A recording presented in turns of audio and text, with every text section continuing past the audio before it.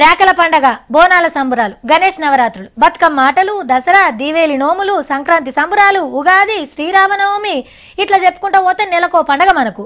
ఇవి పండగలు ఎట్లొచ్చినాయి, ఎట్లా చేసుకుంటారో అందరికీ తెలిసిందే.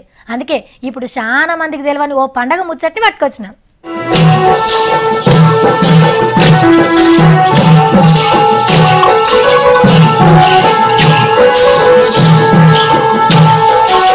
మస్తుందిలే, ఇది గుస్సాడిలా దండారి సంబురం.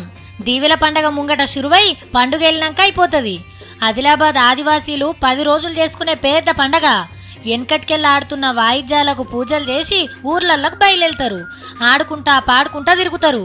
కోరిన కోరికలు తీరాలని గుస్సాడి వేషాలు కడుతుంటారు. చేతులున్న మంత్రదండం దాకిస్తే రోగాలు నొప్పులు తక్కువైతాయని మనోళ్ళ నమ్మిక. ఏ ఊరు పోతే ఆ ఊరోళ్ళ ఇలా మంచి చెడ్డలు అరుచుకుంటారు. ఎంత దూరమైనా నడుచుకుంటూనే పోతారు, కానీ బస్ ఎక్కరు, బండి